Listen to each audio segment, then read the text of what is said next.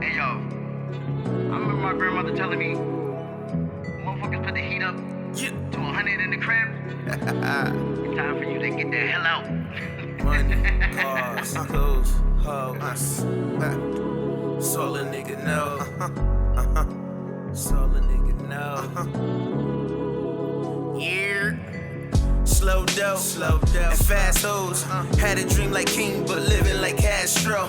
Mind steady, focus in search of cash flow. Man, I ride for the fam, they know it's a fact. Today's episode is brought to you by Built for Success, Inc. Built for Success, Inc. is a non-profit organization whose sole mission is to assist the underserved communities of Waterbury, Connecticut with wellness, fitness, nutritious, and awareness resources. Built for Success, Inc. concentrates its efforts and resources on students and seniors, our community's most valuable citizens. The nonprofit organization actions are directed toward empowering and uplifting underserved community members to develop the skills needed for personal growth and success to become self-sufficient contributors to society. The greatness of a community is most accurately measured by the compassionate actions of its members, once said by Miss Coretta Scott King. So if you would like to play a role in shaping a better tomorrow for all, please visit builtforsuccess.org. That's built with the number 4 success.org to get more information on how to donate or where to sign up to volunteer. For another episode, y'all know what it is. It's another history lesson. Today's not going to be no different. You know what I'm saying? After you guys listen to this episode, y'all going to get a great history lesson on what it's like to be a point guard, a creator, a shooter, a scorer, all of the above, the total package. All right? So, without further ado, we got joined with us this week, none other than Mr. Anthony Aireland from Crosby High School out of Waterbury, Connecticut. Yes, sir. Thank you. All right. Appreciate you having me on, man. Thank you. My man, Mr. Jimmy from In the Cut. All right, Jimmy Jam. Bulldogs for life. Yeah, love. You already know what it is. See, we create the environment where we, it's like family. You know what I'm saying? You got Bulldogs for life. We got, after these episodes, it's like a camaraderie. You know what I mean? So that's why, we do these things for you guys. So, without further ado, let's get this thing started. Y'all ready? Let's just jump right into it. So, Ant, give us a little, rundown on how basketball, or not even basketball, how things started from you from day one. Oh, man. So we might be going from a Tyler, Pike, or whatever it was from day one. How did things start for you? I think the initial inspiration came from my pops. He went to Crosby as well. Okay. Billy Finn Award winner, so he was doing his thing in high school.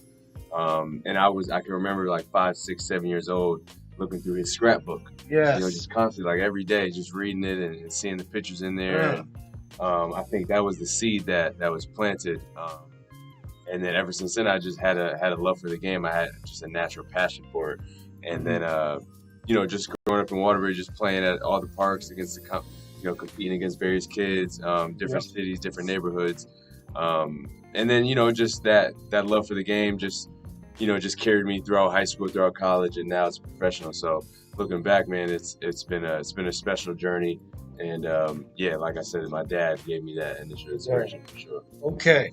So you got it from Pop Dukes early on. Yes. So now, did he take you through any like drills early on, or was he just kind of like feeding you shots? Like how did that early stage start? Yeah, our relationship was different, man. Like unlike a lot of kids or son-father's relationship, where he just was hands off with me. Like he just wanted me to naturally have that love for the game instead of like, you got to wake up this, do that, So, and then he noticed like my discipline, or I just wanted to be around the game, where I would soak up game from OGs, just back when I was younger.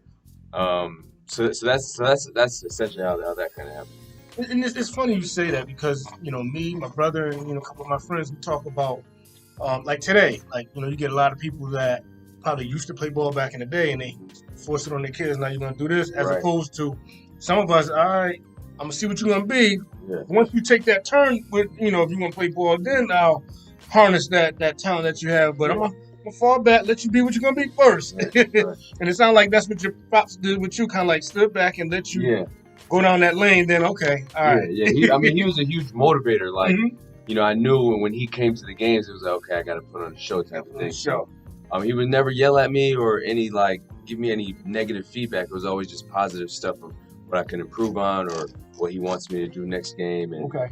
But I think the work ethic stemmed from my mom. Just like seeing her and my father like split when I was younger. So just growing up with my mother being the main caretaker. So I just seen her grind, work double shifts, third shifts, all that stuff. So I also got to give her credit because I know that's where my work ethic came from. For sure. Now, did you start playing in any of your like the neighborhoods and local rec centers when you were young? Yeah, so I grew up on the East End, so I would always be at Fairlawn Park, Hamilton Park, Okay. Townsend Park. It's in the cut, and then of course I'd play in the YMCA leagues. We had like U-turn leagues back then, North End Rec, South End Rec leagues. And when I was at 6th, 7th, 8th grade, there was a lot of competition. So I was short, so there were guards that were better than me, bigger than me, and but I just continued to work. I knew like who my competition was at Wilby, at Kennedy, at Caner, the various schools in Waterbury. So I just made a mental note for that and just kind of worked every summer. Okay. Now, did you play middle school ball or? Yeah, I went to Wallace. Oh. Yep. Played 7th, Okay. 8th grade there. Wow, okay, all right. Wallace alumni. Okay, bet. So, how good was your team? We were good. Our only competition was like North End, West Side was all right. I think we won in my 7th grade year. We lost in my 8th grade year. But I wasn't really that good back then. I was okay, but there was other guys that was better than me. Okay. But then as we got into high school and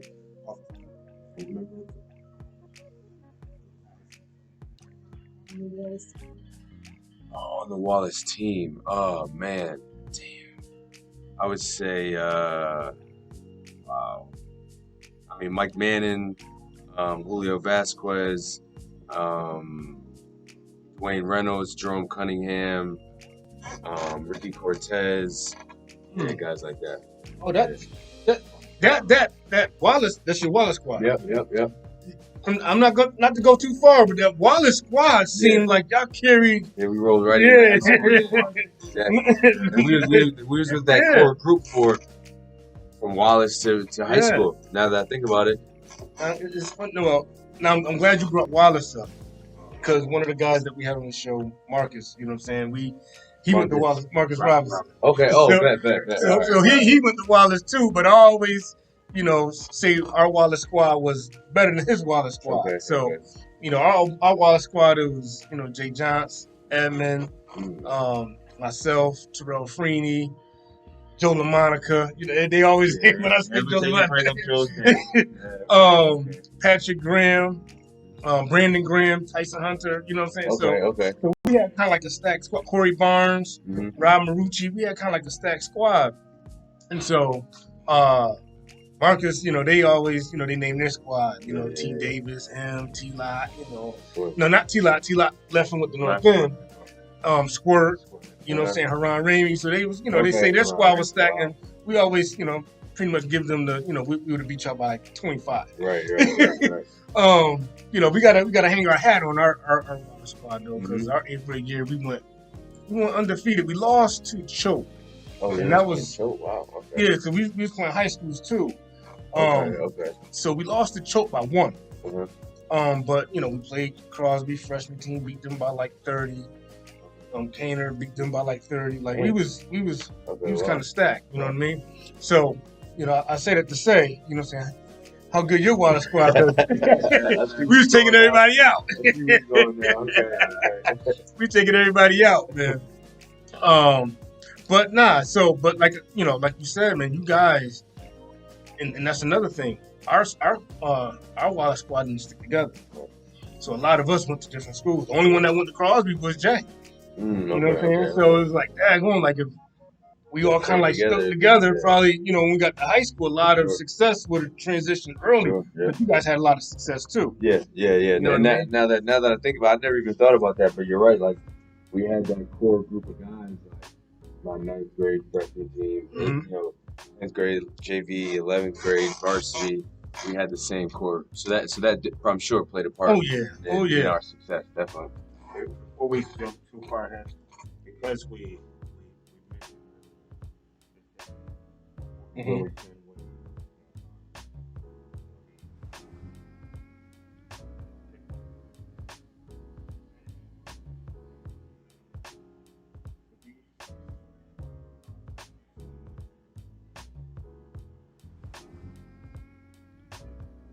Yeah, I mean, like when I be with them and stuff, they be like say like, "Yeah, your dad was a bad man," or Yeah.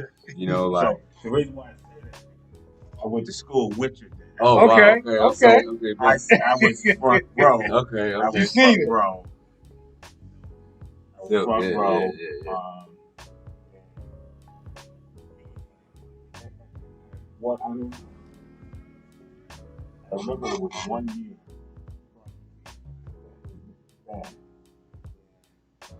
He said, "Put him on his back." Mm. Wow. And nobody could touch him. Nobody could touch him. Yeah. He was like, Wow. he was a scoring machine. He Yeah, was yeah. like Mm. body style. Yeah. Okay, Wow. that's good to hear that. I mean, but the interesting part about that is, you know, he left his mark Mm-hmm. at Crosby. You go to Crosby, you leave your mark. You know what I'm saying? Right. So that's dope in itself. Yeah, You know what I and mean? we act like so. Coach Argelli coached both of us. Wow. Yeah. And we were like the only like father-son duo to get the Billy Finn until Phil Lott and his son just got Yeah. it too. So, Wow. yeah. That's Yeah. crazy. So Coach Argelli coached my dad, he coached me, and he coached my younger brother. And your younger brother. So yeah, he's been around. For So a he while. got the whole pack. yeah, for sure. Now, okay, so all right, now did you know for sure, all right, I'm automatically going to Crosby after 8th grade, or was you thinking about other schools, or I think my mom, she wanted me to go to Sacred Heart, so I went to Sacred Heart for like the first 2 days, and then I knew like it wasn't 2 days? Yeah, 2 days. Like I couldn't, because I did St. Mary's like 6th grade, 7th grade, and I was there for like a month and a half. Oh, and it was man. just terrible. I couldn't. It was just like St. Mary's downtown? Yeah, it was just everything, man. Like it was just a drag. So then I was at Sacred Heart for like 2 days, and then I just had to get out of there. I went back to Yeah. Oh, okay. Yeah. So you go to Crosby. So now, do you have any expectations going into like high school? Like, are you thinking, you know, on to dominate on the freshman level? Like, what's your thoughts going into? Yeah, so I mean, so my thing was like I'm just trying to be better than who my competition was. So like the guards. So the other guard that I'm matched up against on the team, essentially. So I want to be better than like the Rob Bowens, the Bootsies, the Rob Mannings, Brad DeVito at the time, Thomas Banks. So I want to be better than those guys. So like, I knew, you know, I'm coming in as a freshman. It's like, okay, I'm gonna just dominate this level. Hopefully, I get a JV jersey, and then hopefully I get a varsity jersey. I ended up doing that, and I ended up starting JV as well, and doing really well at that level. And then I got a varsity jersey, but I didn't play much. Yeah. But that was still like good enough for me at the time, as a freshman. And ironic, it's almost like you was coming in Crosby at the perfect time. Yeah. Like they was embarking on like a dynasty in itself, and you kind of got a chance to see that dynasty play out, and then you're right behind them. So okay, because that was right after like Julian Allen, Drew Smith, and Dame had left. So they had no point guard. I was the starting point guard my sophomore year. Sophomore year, I started as a point guard. I earned it though. I earned it. It wasn't like it was given to me. Like, you know, I worked for it that whole summer. You know, and then like each summer I took a leap in terms of like where like the competitive level of where I was last year. Then the year after it wasn't even close. So all right. So what was that? Okay, so you're on that freshman squad. Mm-hmm. So you're starting JV. Yep. Now you see these guys at on varsity. They almost like the Beatles. Yeah. Almost. You know, because I mean the success that they was having, and they was kind of like Showtime too. Yeah. You know, all of them dunking, and it was you know, it was crazy. What was it like just being in the presence of those games, watching those guys ahead of you? I mean, I soaked it up, man. Like I said, I was a freshman on the varsity level, so I would, be on the bench, noticing Damian Saunders and like the reaction that he got from the fans, from the city, everything like that. Him being recruited, like Jim Boeheim from Syracuse coming down to recruit him, like it was like, oh, like damn, like I can actually do something positive with this basketball stuff. Right. So, and then BJ Montero, that was that was kind of like my mentor when I was in high school. Like I looked up to BJ. So, he was doing good in school. He was getting recruited. And he was just doing the right thing. So that's the kind of stuff I took on. And it was just like even Damian he'd be signing autographs after games and stuff at Seymour everywhere we would go. So it was just like, wow, these dudes are stars. Yeah, it came out again. Yeah. And into the where that all time. Right. You were doing it. I think I was just talking to somebody about this today, but because they were saying like that Sacred Heart team with Mustafa and then that 04 or whatever Crosby team, and I think I'm biased, of course, obviously, but like I think you gotta get Crosby just for the defense, Damian Saunders in that back end, like it's just different. I like the way he runs the floor though. It's like like a deer just the game. When you watch that video, you see things. Yeah. You see him right. and then you see him. He don't even have to score. Yeah. Right. I think, in my opinion, Bulldogs and the one thing and then they had bench that could probably stop it. Right.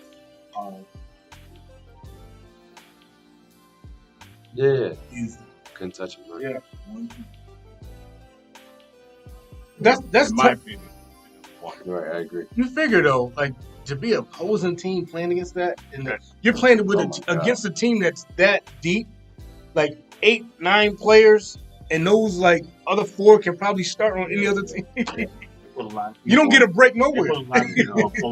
Right. They were dunking. They have lines going crazy. And Boosie ripping you, and then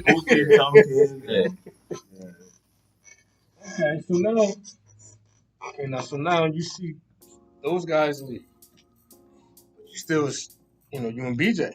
Mm-hmm.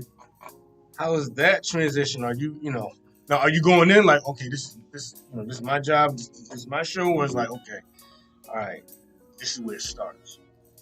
I think so. My sophomore year, it was BJ's team, and like BJ was in that mode where he was like, "It's me. Like I just want to score the ball. Like I don't care about winning. I don't care about nothing. I want to show y'all the best in the state." And I feel you. Like, yeah, bro. Mm-hmm. Like I'm with you here.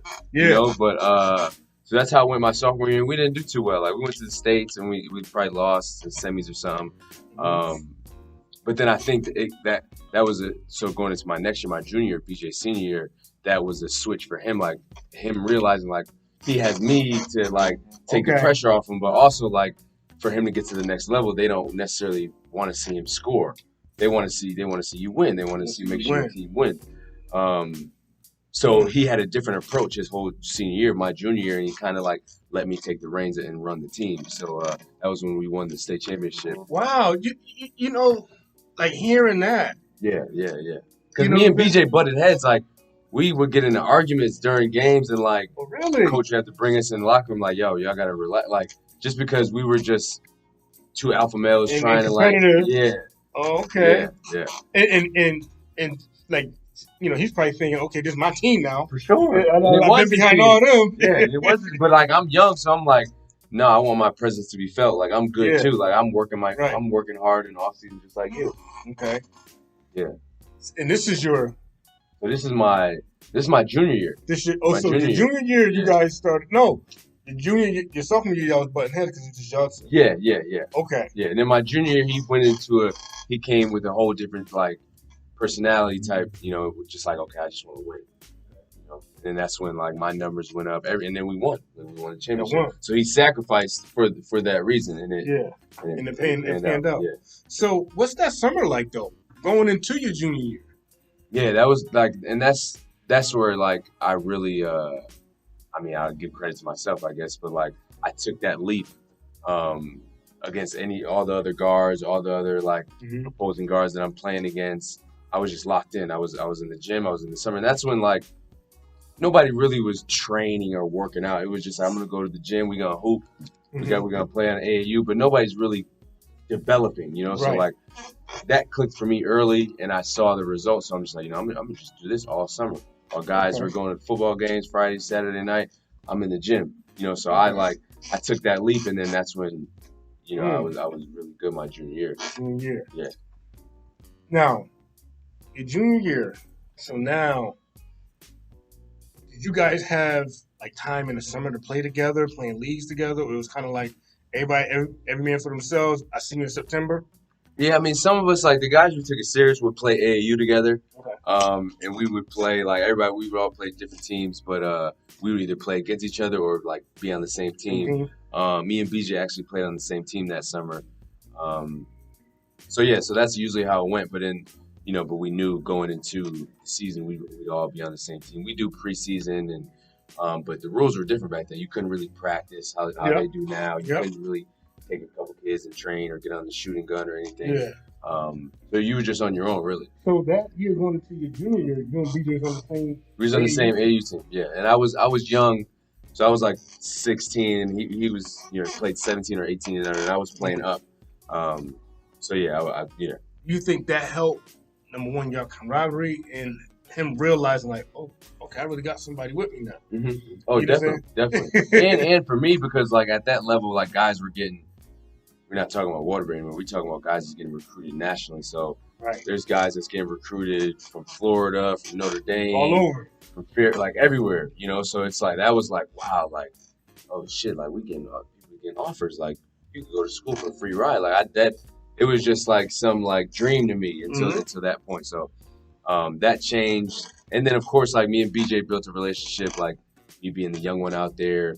Them kind of taking me under their wing, and so I'm sure it helped. Like it gave him reassurance going into his senior year. For sure. Well, let me ask you this: so starting the season off, your junior season, everybody know the jamborees is like the kickoff. Oh yeah. And for you guys to lose the jamboree, did we lost? We did that junior year. We did. I think Sacred Heart took it that year. Really? I know they took it my senior year. Was it your senior year? But we might have lost my junior year. Yeah, we probably did. I don't know. Because I think because BJ was still playing. He had an off. You had like 14 points in the fourth quarter or something like that. Okay. But it was BJ had an off quarter. Okay. And Sacred Heart wound up, taking it. Was there any pressure in the beginning of those seasons to, all right, we have to produce, or just kind of, all right, well, you know what, we're gonna do what we got to do. Everything's gonna come together. I think playing for Crosby back then it meant something. So like we knew like we ain't trying to lose. Like so I only lost maybe 8-9 games my entire career at Crosby. Wow. So like we knew like we're gonna get every team's best shot, and like we lose 3-4 games, that's a bad season for us.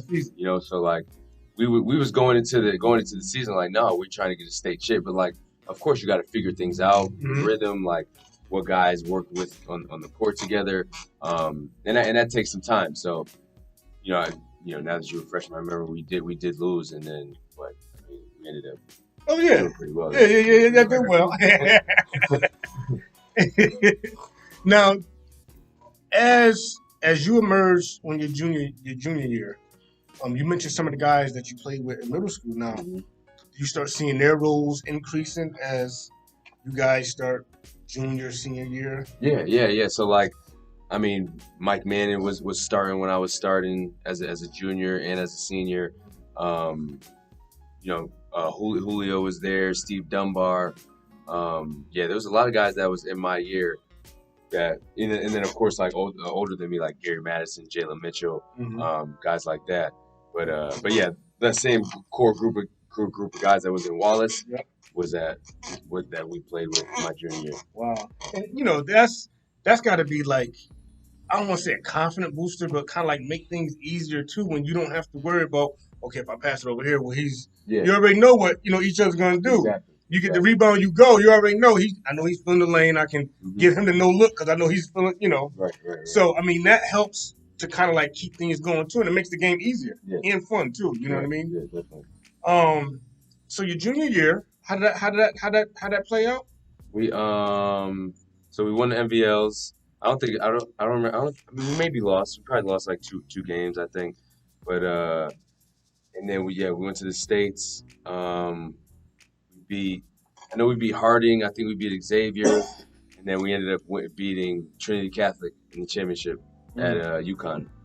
Yeah. Stores, and then so that was like everything for. Now, did you guys feel like, wow, like we did it with our squad, as opposed, because you've seen those guys before you that most people think is like a bomb squad, but your squad come right behind them.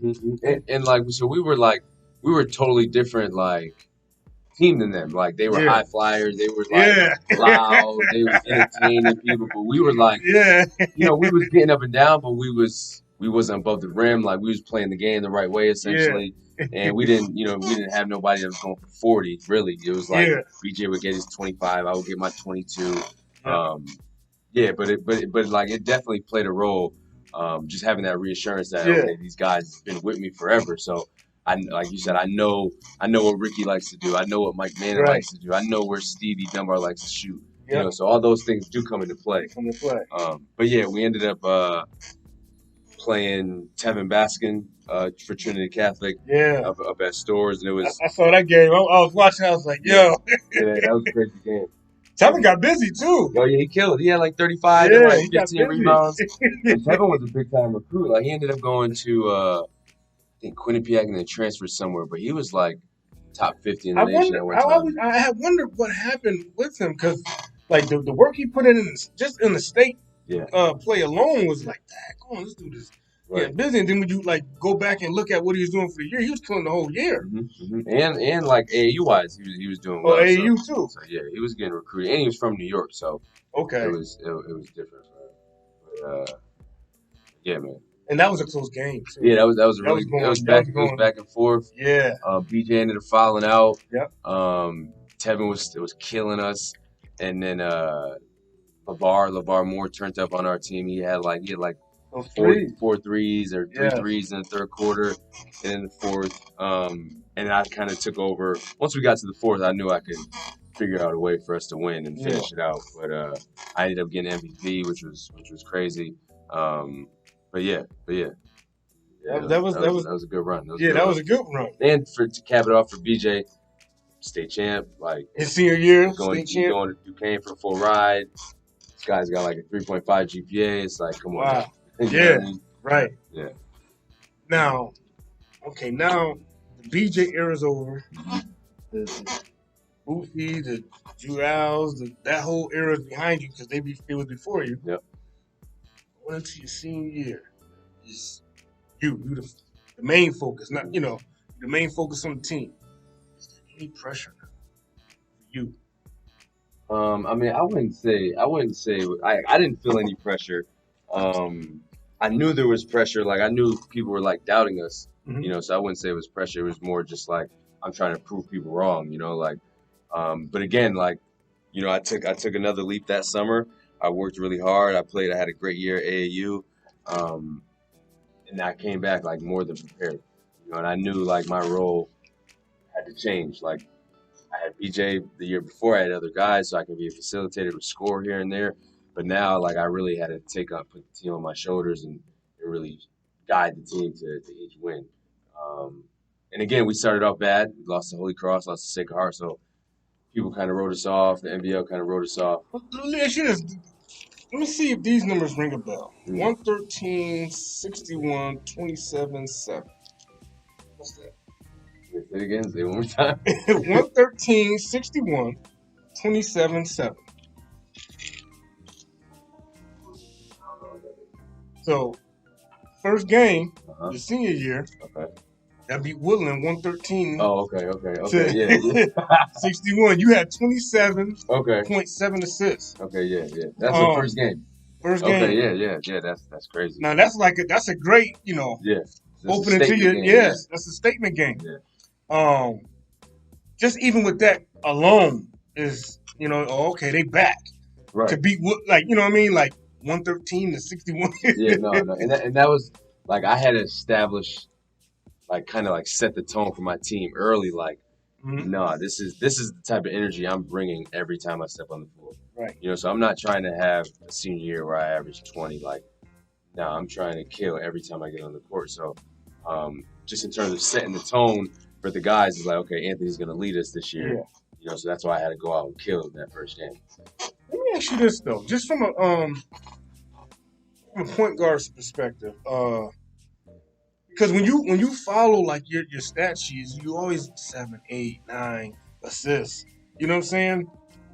Do you make it a conscious effort, or it just happens how the flow of the game? You set people up, but do you like I got to get my guys involved, or like what's the mindset you have being someone that can score too? Mm-hmm. Yeah, I think it's just natural for me, just like because I'm an aggressive guard, like I'm gonna constantly be in attack mode. Okay. So like putting pressure on the defense, obviously they don't like it, but like constantly putting pressure on the defense and being in attack mode opens up opportunities for myself and then other players. So like if I'm constantly going to the basket, I know that where the help is coming from. So I know my shooter's in the corner or the big man for the dump off. So like I know that going into the game, it's like, okay, I'm gonna drive probably 10 times to the basket. They'll stop me 3 times. I'll score 2 times or I'll dish it off. So like that's kind of like my mentality going into the game. Just because I know I can facilitate and score. So it's never like I got to go out of my way to do something. It's just like always in the natural flow of the game. Like I'm gonna get people involved.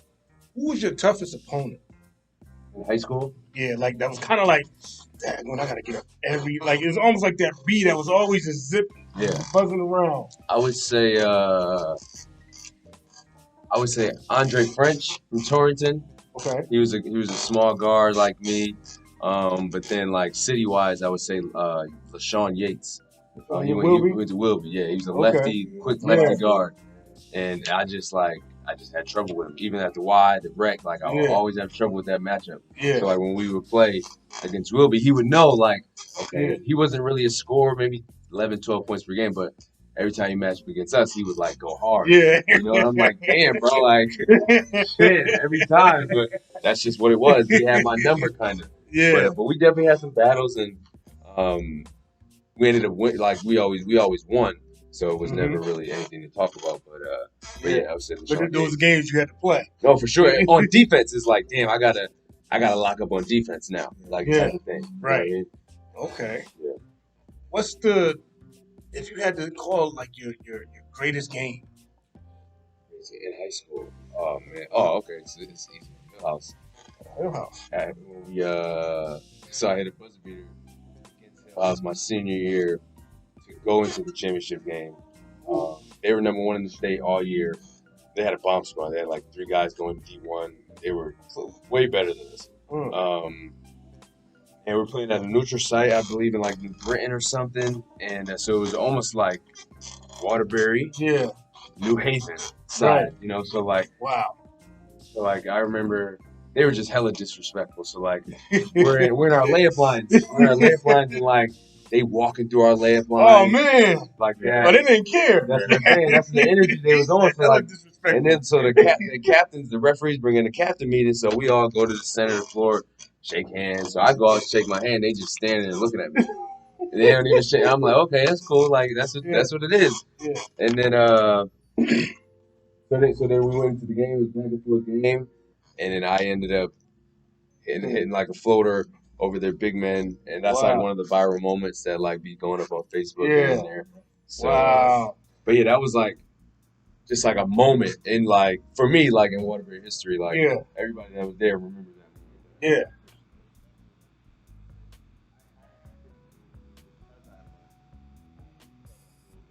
That particular year.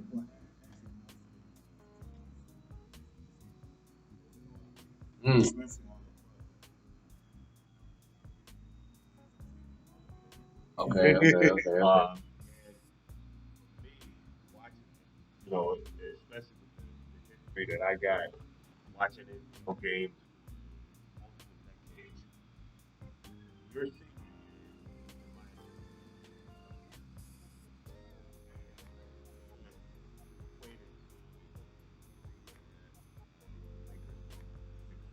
championship, and it was Shaq and Kobe versus Iverson. Yeah. So your game was sort of like this.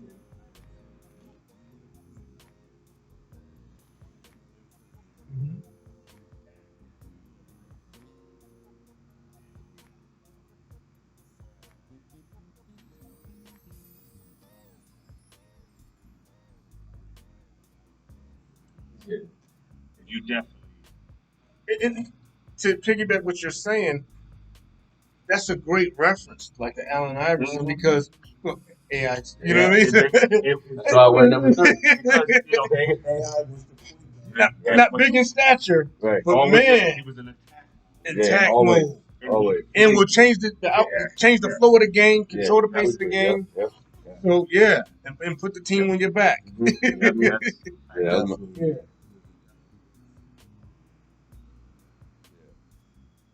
You say was your worst game?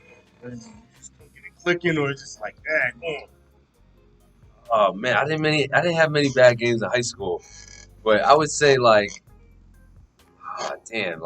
I mean, there was one game where I injured my wrist and like I didn't shoot the ball well and stuff like that. But no, I was locked in every game for high school. Every game had the same routine for the whole day. I had it like my junior and senior had the same routine where I would do X, Y, and Z every game day. Game day, I'm locked in. So you had a routine for the day? For the whole day. What was your routine? I mean, we would go to school, of course, but then I would get out of school, I'd get like it was turkey and cheese, something like that, or a bag of chips. Oh, down to your meal. Yeah. Okay. So like, and I would eat that while watching The Dark Knight. Okay. Man, fall asleep, take my naps. I still do to this day, and wake up, go to the game. Wow. Yeah. And now my routine is a little bit more complicated, but back then that's what it was. Turkey and cheese, watch Dark Knight, taking that. Yeah, every game day, yeah. And that is a classic too, The Dark Knight. Oh, yeah, That's sure. the best one. Yeah. So you have, tremendous success your junior year, your senior year. You win the Billy Finn.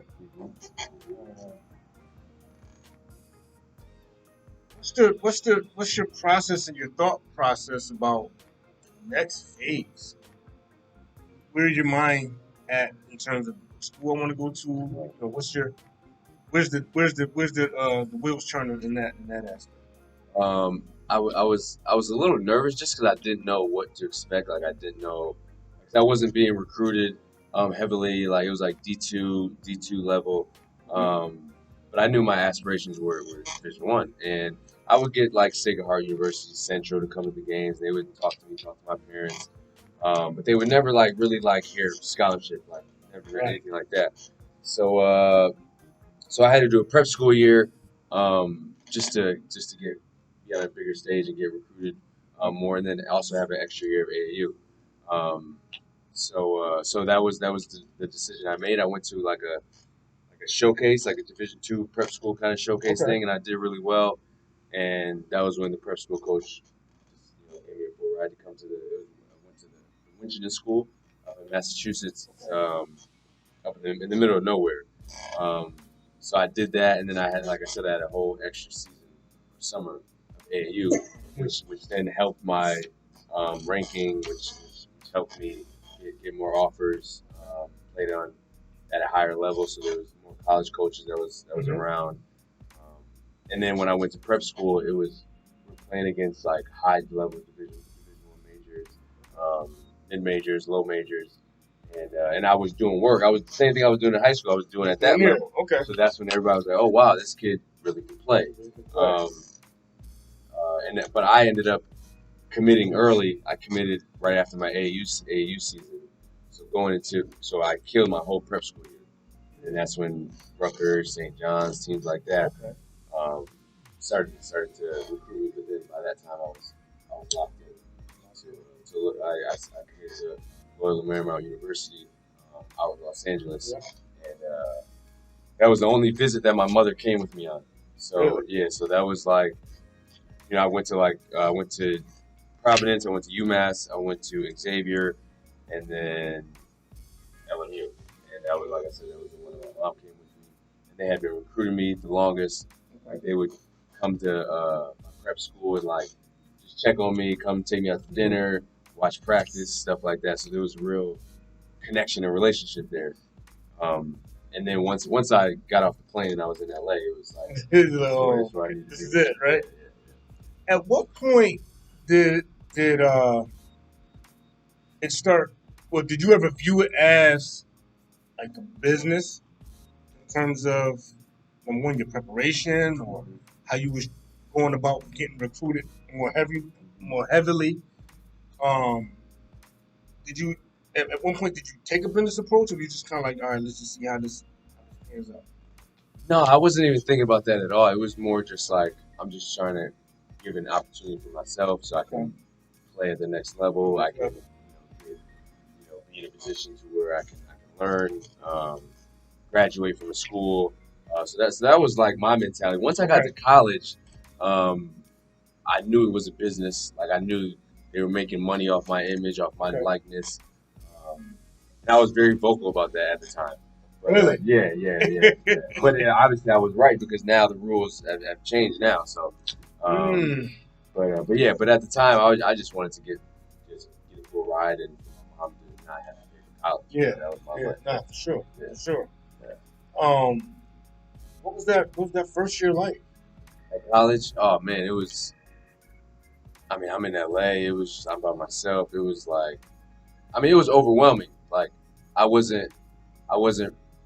mean, let's say if I came from Crosby to LMU, I wouldn't have been ready. Like, I'd have probably came back home. Yeah. But that prep school year prepped me, to be able to handle studies, time management, In a way. being on my own, right? So that helped me once I got to school, because I'm on the other side of the country now. And then, of course, I have a support system, the coaches, the team to lean on. Yep.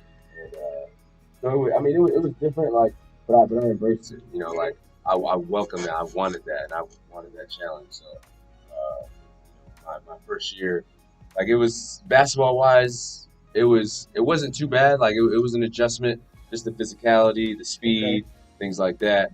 But more so, like, the school aspect. Like, I just wasn't. I really couldn't. Like, my first year, I really couldn't keep up with just the demand of being a student and being an athlete. Right. Like, it was something that I just wasn't prepared for. So it took me a lot of. What would you say is the one thing that you learned on the collegiate level that you didn't? I don't want to say you didn't pay it no mind in high school, but it wasn't that much of a focus on your game. Well, when you got to the next level, it's like, oh, I really need to do. Yeah, I would say just like being able to think the game, right? So like, if you're my matchup for Friday, I'm gonna know what you like to do going right, what you like to do going right or left. Okay. Do you like to, what's your favorite go-to move? So like really, like, preparing for the game, like going through scout, going through film, watching film on you, watching film on what play do you like to run at the end of the fourth quarter. Like, knowing all that stuff, and then not only from a defensive end, but from an offensive end. So like mentally preparing, like, okay, I'm going to run this play 2 times in a row, so that, and then the third time they're going to be preparing for it. So then we're going to do the other outlet. So that's what was hard as well. Was just like, damn, like, I'm not just going out there and playing anymore. Like, I got to think. I got to know where everybody is on the court at that moment. Is the thinking responsibility? How much do it change from, okay, everybody knows the point guard is kind of like an extension of the coach on the floor. So when you're in high school, obviously you're on a different level, but you're still like that floor general. Right. But on the collegiate level, is it still the same? You still go through the same process the same? Yeah, but it's faster. You got to figure things out faster. Yeah. And if you don't, then it's like, all right, we got another guy coming in and he's ready. He might be able to pick up the plays quicker than me. Wow. You know what I mean? That was like my challenge, was just like, like not only running the plays, but like understanding like why am I running this play? Like what am I gonna get out of this play? And some guys just naturally either got it or they don't. Like it take them a while.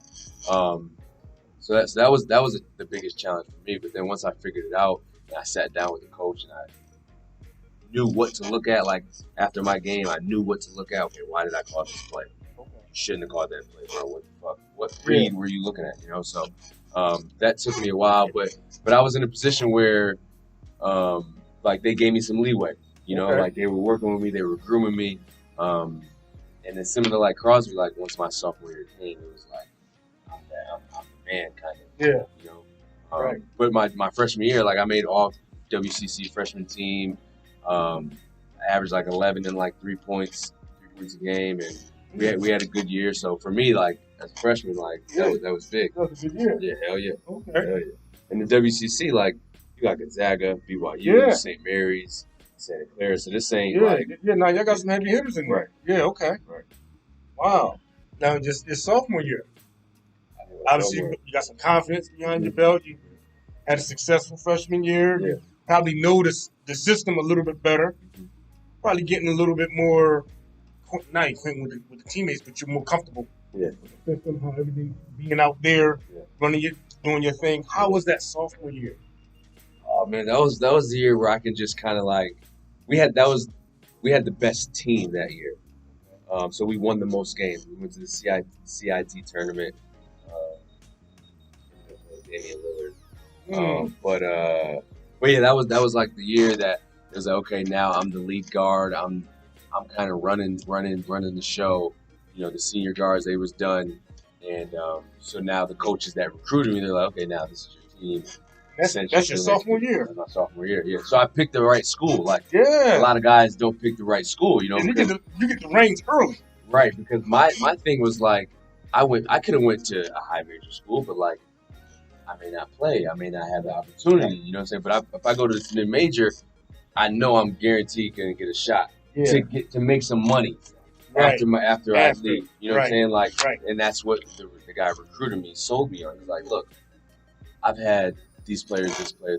He had Damian Lillard. He had DeMar DeRozan. So and that's what he told those guys. He's like, look, like, you know, you come here, you do this, you do X, Y, and Z, you work hard, you get better every year, you got a chance. I'm not saying you're going to go to the NBA, but you got a chance to make you some money. So I'm like, oh, shit. Like, nobody told me that when I was in prep school. So, oh, shit. Like, all right, I'm going to go with you. I'm going to rock with you. Yeah. And so then my sophomore year, that's when it came to fruition. Like, okay, now the team is yours, and we're going to see what you're going to do. And we ended up going to the CIT tournament. I averaged like 16 and 8, won like 19 or 20 games. So that was, and I like got a bunch of awards. So that was kind of like nationally, like in the country. That's when it was like, okay, like Aireland out at LSU. Wow. Okay. Yeah. Wow. So now, were you thinking, well, I can, next year coming back? Was it ever a thought to try to jump and see where the money was at, or? Yeah, man. Like, oh, you mean go pro? Or go pro? No, I mean, one time my junior year, like there was like some like Asian scouts that was at like in the summertime they were there, and like they said they were offering me a contract, but I didn't. My goals was the NBA, so that was that was my mindset. But I did have an opportunity to go to University of Arizona. Yeah, so like after my sophomore year, I did well. So it's like their teams, their colleges started to recruit me all over again. Just so I could get in there and go to a high major and have an impact. But I was like, you know what, like I'm gonna be loyal to LMU. Like I'm already established. I'm building a resume for myself, so I'm not gonna go to another school. Like that won't make any sense. So just stay here. And how did everything pan out? With that decision. I mean, did you ever think, "Dang, I should have went," or No. I mean, looking back, it's like crazy things worked out differently for sure. But like, I wouldn't like everything that I did my junior, senior year, and up until now has been everything I can imagine. You know what I'm saying? Like just in terms of living my dream. So yeah, my junior year, and I came back, and then I was on that mentality of like what BJ had his sophomore year. So I was just trying to kill everything. So I ended up like I was like top 10 in the nation in scoring like 22 a game.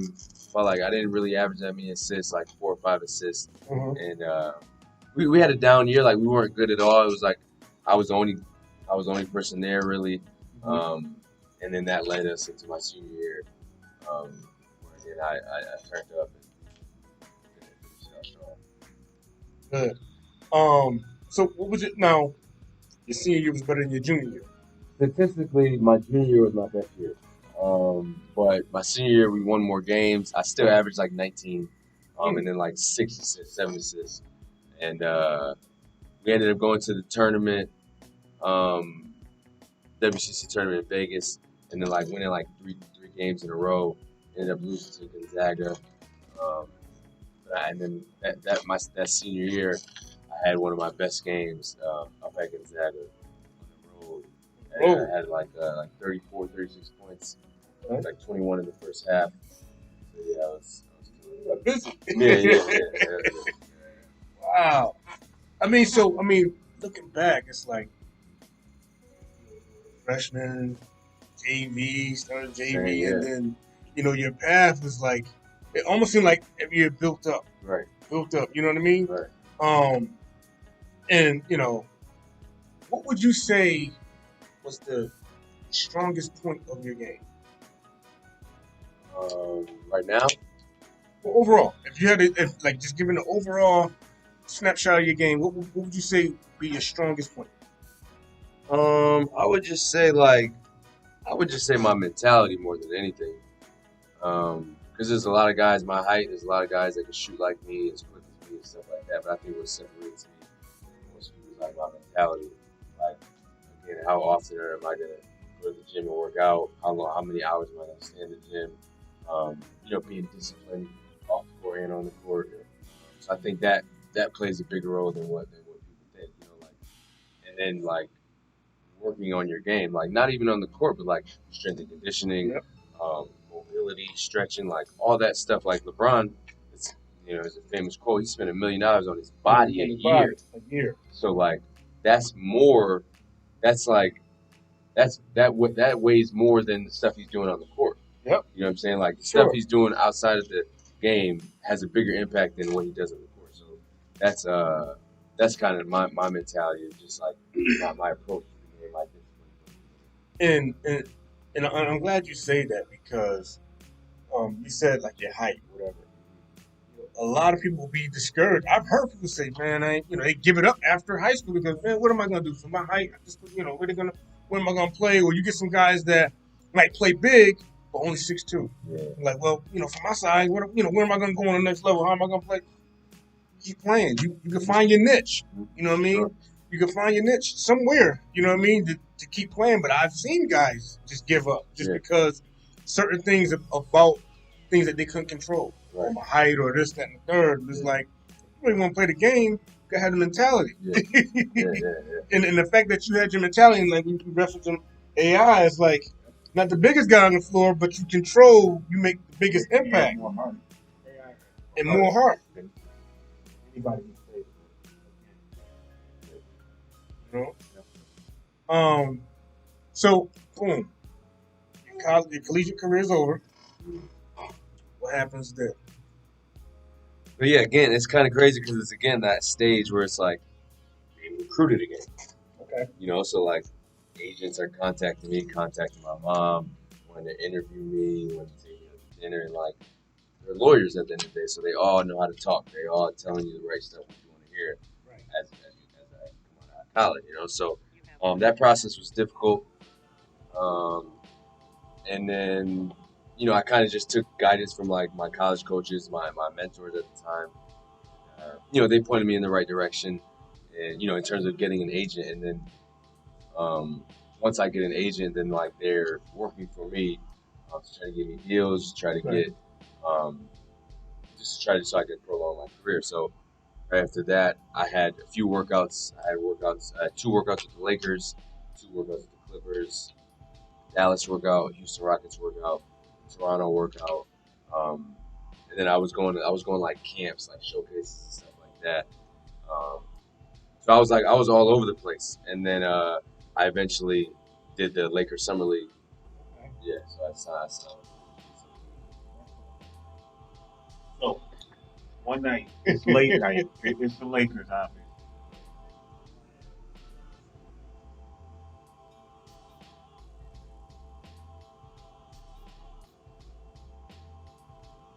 Yeah, Put yeah. my boy in. And I'm watching this Jordan Clarkson. Right. And I'm like, put my boy in. Right. Because, hey. Right.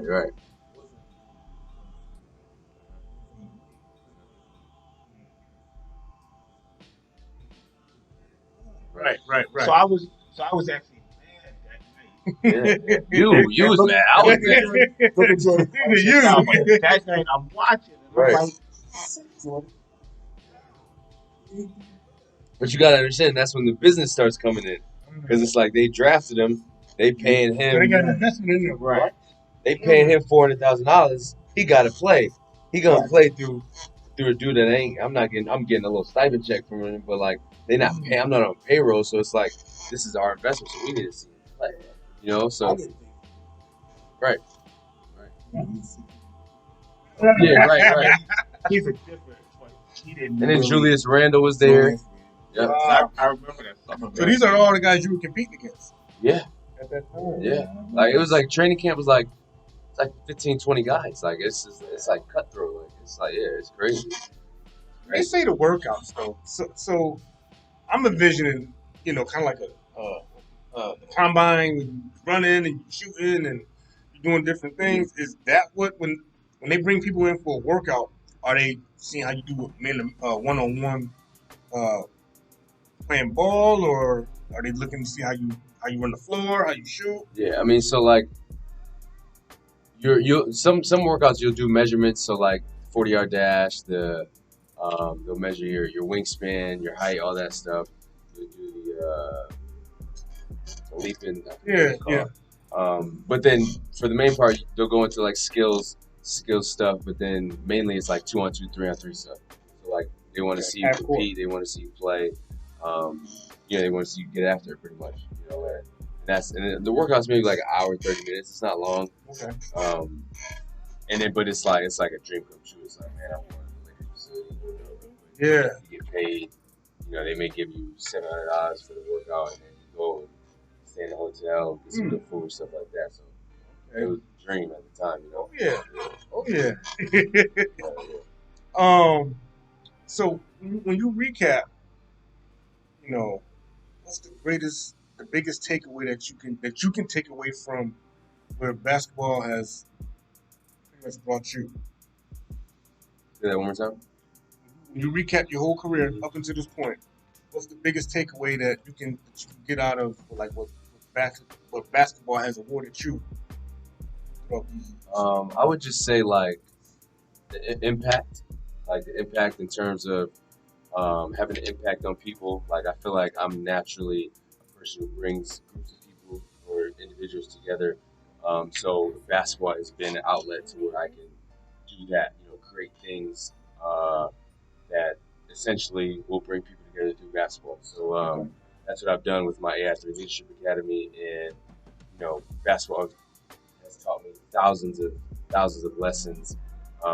One being just like how to persevere through adversity, right? Okay. So like, I've always been stacked up against adversity, being small, not being fastest, not being the person who jumps the highest, and but it's like, how do you respond to that?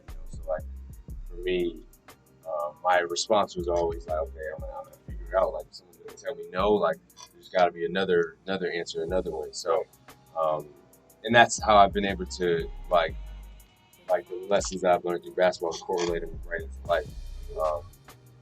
And again, it's just been basketball has been I'm super fortunate I was able to find that passion being so young. So now that those lessons are paying out, and I can, it's crazy because certain coaches will tell me things, and now I'll regurgitate that to my students or my kids, where I'll find myself talking about how my coach would say to me back in the day. So it's almost like constant full circle moments. What would you say for like the younger kids? coming up, you know, might see some kids. You might work with some kids that's kind of like running your same path. What are some of the gems that you would give them to kind of like prepare them for the future? I would just say like number one is like education, of course, like that takes you to different worlds outside the sports realm. But I would also say like developing your passion and being creative and kind of finding your passion, whether that's doing stuff not even sports related or like even like just talking to your parents or trying to figure out what you want to do and what you're good at. Like I had an instance last week where a kid was at basketball camp, but he doesn't really necessarily like basketball, but he's a great artist, like he can really draw. So it's like, okay, now like how do we find things to help, so where you can do what you love, right. So harness that. Yeah. So that's been like my main thing to my kids is like, one, that this is an opportunity for not only you but for me, for all of us, but also like cultivating those different visions, those different passions, and getting that out of them. And also too, when you say like the books and the education, I like to tell like a lot of like the younger kids too that trying to play at that next level is like, okay, you gotta film study, you gotta depending on what you got, you got playbooks, you gotta read, you gotta study, you gotta look at. So the education piece don't stop. Whatever it is that you're trying to be a professional at, whether you're gonna be a professional artist or scientist or basketball player, football player, there's more education that comes. Yeah. Like the hidden part that they don't talk about, you gotta read a playbook, you gotta study film, you gotta, you gotta interview well. Like all these things that takes practice and more than just you go out there taking shots or whatever. Right. It's a lot more to that part of the game. And and I think, sorry to cut you off, but I think that's where people like don't understand because, like you said, I could go shoot 100 shots, but like, do you have the discipline to go to sleep that night or eat the right things for dinner and breakfast and lunch? So those are the things that separate someone like me from other people. Is like those little details is what I took serious. And again, my mother with that work ethic. Yeah. Like that's where I get that from. So, but yeah, that's the same message I would say to the kids as well. And I you're doing great things. You're bringing your talents back home. And that's something that I harp on with my brother and some of my friends that used to play ball. I was like, listen, if we had like some of the guys that's coming back now that came back in the day, a lot of people would go further and further. But I'm glad to see like people like yourself and some of the other guys that's coming around and training the kids and teaching them the game. No, so they better prepping them for that next phase. You know what I'm saying? These kids need as much as we can give them, as much as they can get. We just need them to retain a lot of that information. You know what I'm saying? But they need it. You know what I mean? Because everybody know how the streets are nowadays. It's crazy, and it's a universal thing. So it's like as much as if we can kind of like invest in the kids on the court, in the classroom, just giving them some knowledge. Even when they go back and look at this, so they go back and pick apart. Oh, okay, he did that, or all right, eating rest, like the little things that you don't think is serious.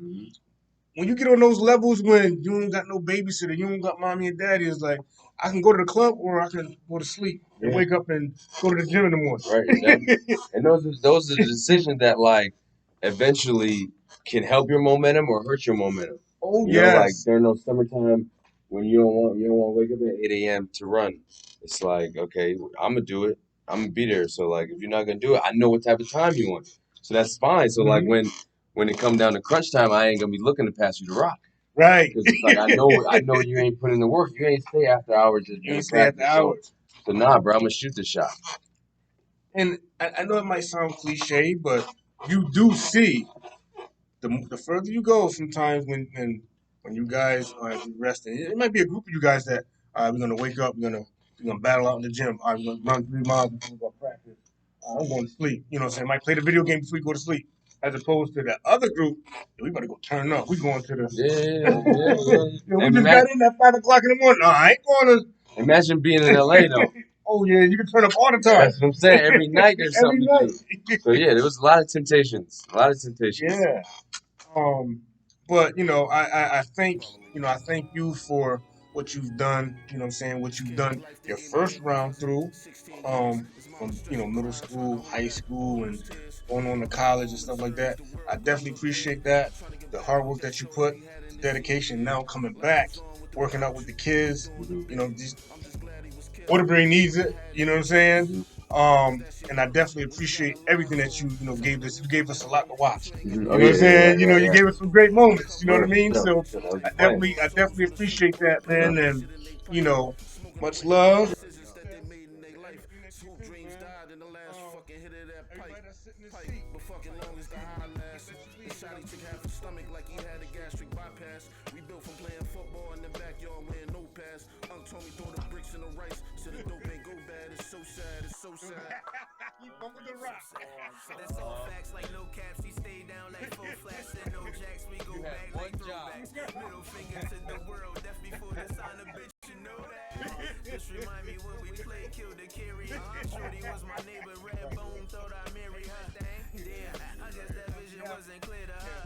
Nah, I guess that vision wasn't clear. This for the night when we threw them dice beneath the street lights. That freedom sacrifice. Yeah, time the boys closed in. Rushing from the right. Yeah, out of them peas. Shit, they chased me out my nights. Real shit. Just some of the things I had to deal with. Said you moving bricks, you who I need to build with, yeah. And I need a bad hood bitch to chill with. That's DTF, TTG, ready to kill shit, yeah. Twice when it come to this thing called life. One shake of the dice can have you skating on thin ice. Ain't nothing nice about how I spit these bars. Drink away the pain and roll my problems up in cigars. As I take a ride in the car, free on the line, 84 East. I'm hitting about 75. You know the vibe, the Dravy got me feeling alive, yeah, I'm in my bag and I ain't coming out. I'm something special, time to show you what I'm talking about. Don't do it for clout, no screams and shouts.